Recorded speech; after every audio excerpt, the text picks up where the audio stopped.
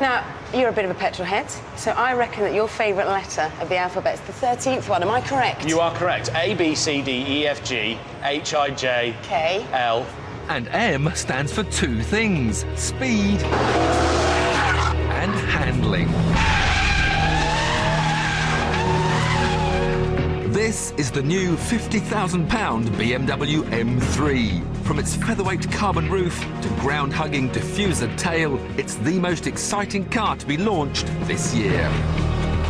Here's where the magic happens. A new, bigger, 4-litre V8 that somehow they've managed to make lighter than the old 6-cylinder engine. It produces 420 horsepower. And if that bothers you, then don't worry, because it's also greener and more economical. Well, a little bit.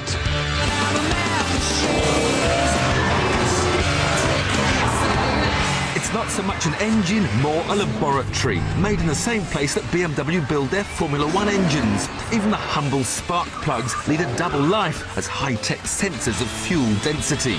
The engine's brain carries out 200 million computations every second, and that's enough to beat Kasparov at chess, making this the most advanced road engine in the world. With 20% more power and 10% more torque, the V8 has given the M3 a somewhat lazier personality. Its power delivery just doesn't seem quite so urgent.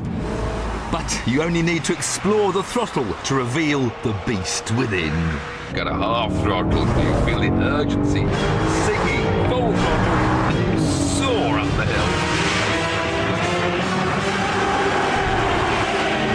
0 to 62 comes up in just 4.8 seconds. That's quicker than a Porsche 911 and exactly the same as arch rival, the Audi RS4. Top speed is limited to 155, but how you get there depends on whether you use the power button. Which doesn't actually give you more power, it simply sharpens the throttle response. So if you're sitting there with just half of throttle and you press the button, all of a sudden it accelerates because the throttle movement is now more sensitive.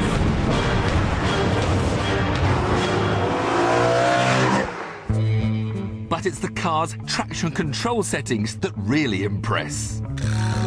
Here's a standing start with the traction control fully on. Go for a big rev, rev, rev, rev, rev, rev, rev. And it sort of goes nowhere fast. The power is reined in, leaving you stuttering off the line.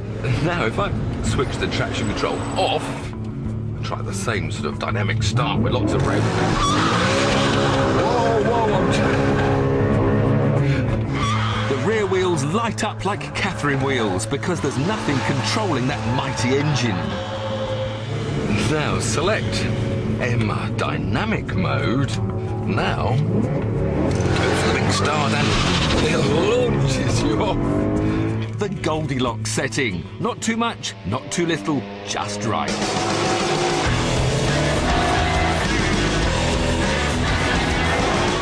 It's amazing how quick the M dynamic mode lets you go without you getting into any trouble at all. Traction control's now becoming a much finer art and not that horrible constant interruption. But of course, at the end of the day, it has to go off. And with a choice of different throttle, damper and steering weight settings, all of which you can program into your handy M button, you can tailor the car's handling to suit. In my case, everything's set to extreme.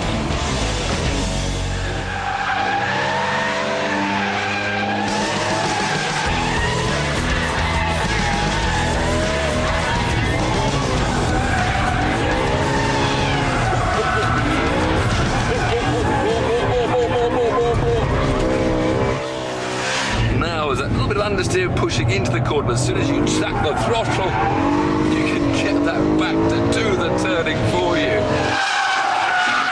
The steering feel as well is getting better now. I go faster. I've got that sport setting on the steering. It's a bit heavier, giving a bit more feedback. I can just feel what the chassis is doing underneath me. Brake-wise, there's a little squeak occasionally because they've slotted in some competition pads for doing lots of circuit. And they're very effective indeed. Cost a little bit more, mind you.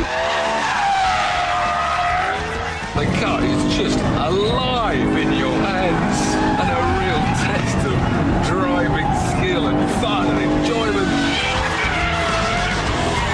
The M3 may have grown up a bit from its earlier student days, but under its new, more mature guise, it still relishes the chance of a wild day out.